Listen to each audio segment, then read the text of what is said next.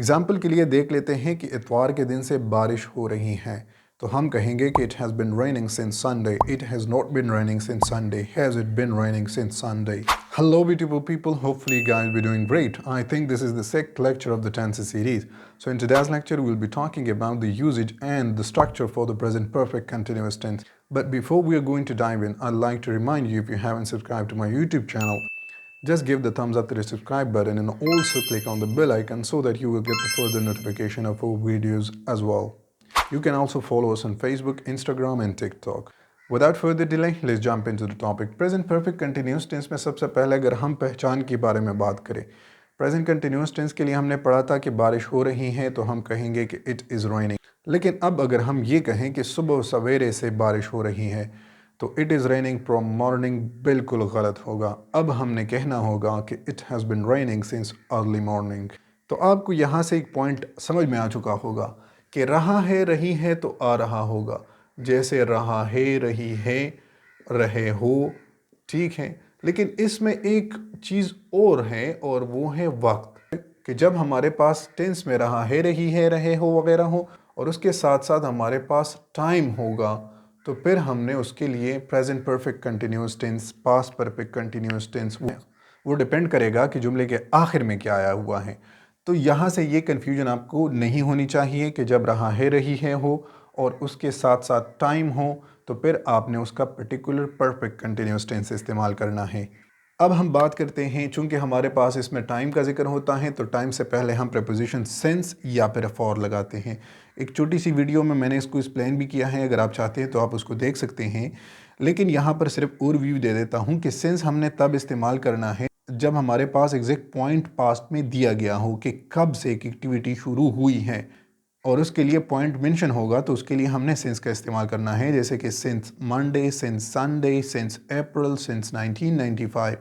For हमने तब इस्तेमाल करना है जब हमारे पास सिर्फ ड्यूरेशन होगा और उसमें कोई स्टार्टिंग पॉइंट हमें मालूम नहीं होगा. जैसे कि 2 आवर्स, तो 2 आवर्स के लिए हमने फॉर का इस्तेमाल करना है. अगर होता कि 2 AM या फिर 2 PM या 2 o'clock, तो तब आपने सिंस का इस्तेमाल करना था. इसी तरह से वीक, चूँकि हमारे पास एक ड्यूरेशन ऑफ टाइम है लेकिन कोई स्टार्टिंग पॉइंट तो नहीं है, ठीक है, एग्जैक्ट पॉइंट नहीं है. इसी तरह से मंथ, यहाँ पे देख लें हमने अप्रैल लिखा है और यहाँ पर हमने मंथ, यहाँ पर 1995 सेंस में और यहाँ पर ईयर्स.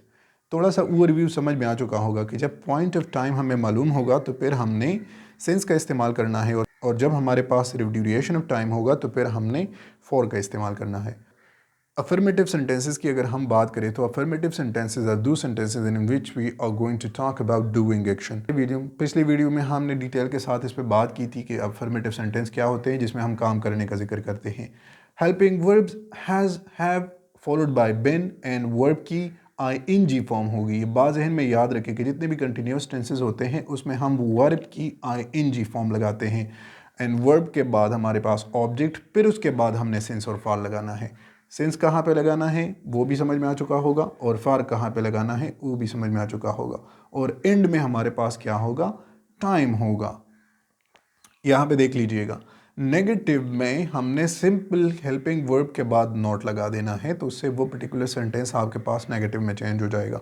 इंट्रोगेटिव इंतहाई आसान है, सिंपली हेल्पिंग वर्ब को स्टार्ट में लिख देंगे और एंड ऑफ द सेंटेंस में हम क्वेश्चन मार्क का इजाफा कर देंगे, तो इससे ये आपके पास इंट्रोगेटिव में चेंज हो जाएगा.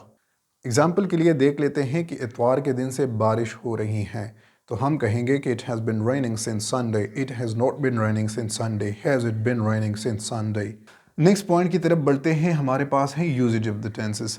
सो यूजेज में सबसे पहला यूज़ ये है कि ये हमारे पास ड्यूरेशन ऑफ एन एक्टिविटी. अगर किसी एक्टिविटी की हमने ड्यूरेशन के बारे में बात करनी है जिसमें हमने सिंस और फार का इस्तेमाल करना है, तो वहाँ पर हमने प्रेजेंट परफेक्ट कंटिन्यूस टेंस का इस्तेमाल करना होगा. For example, they have been playing tennis for 10 hours. हमने इसके ड्यूरेशन के बारे में बात करनी है कि वो कितने वक्त से खेल रहे हैं, तो हमने यहाँ पे कहना होगा कि they have been playing tennis for 10 hours. वो 10 घंटों से टेनिस खेल रहे हैं. इसी तरह से सेकंड यूज़ हमारे pass on going action with result in present. अगर कोई फ्रीक्वेंट एक्शन हो रही हो और उसका प्रेजेंट पर इफेक्ट हो या प्रेजेंट पर उसका रिजल्ट हो, तो तब हमने प्रेजेंट परफेक्ट कंटिन्यूस टेंस का इस्तेमाल करना है. एग्जाम्पल को देख लीजिएगा, she is tired because she has been working all day. वो थक चुकी क्योंकि वो पूरा दिन काम करती रही. में इस एक्टिविटी का प्रेजेंट पर इफेक्ट है, इसलिए हमने प्रेजेंट परफेक्ट कंटिन्यूस टेंस का इस्तेमाल किया हुआ है। Continuous nature of an action, कोई ऐसा एक्शन जो कि जिसका नेचर कंटिन्यूस हो, मुतवातर हो रही हो, तो तब भी हमने प्रेजेंट परफेक्ट कंटिन्यूस टेंस का इस्तेमाल करना है। एग्जाम्पल के लिए देख ले I have been studying Spanish since April. अप्रैल में हमारे पास वो मंथ एग्जैक्टली हमें मालूम है, इसलिए हमारे पास यहाँ पे इससे पहले प्रपोजिशन सिंस को हमने इस्तेमाल किया है, ना कि पार का। तो स्टडी करना एक कंटिन्यूस नेचर है, तो कंटिन्यूस नेचर वाली एक्टिविटीज़ के लिए भी हमने प्रेजेंट परफेक्ट कंटिन्यूस टेंस का इस्तेमाल करना है।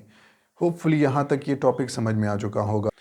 अब उन स्टूडेंट्स के लिए जो चाहते थे कि ग्रामर को याद कैसे किया जाए, तमाम सीरीज़ में आप देख सकते हैं कि मैंने इन्हीं सेंटेंसेस की यूजेस आपको नेगेटिव और इंट्रोगेटिव में चेंज करने को कहा है, तो इससे आपकी बेसिक प्रैक्टिस हो जाएगी।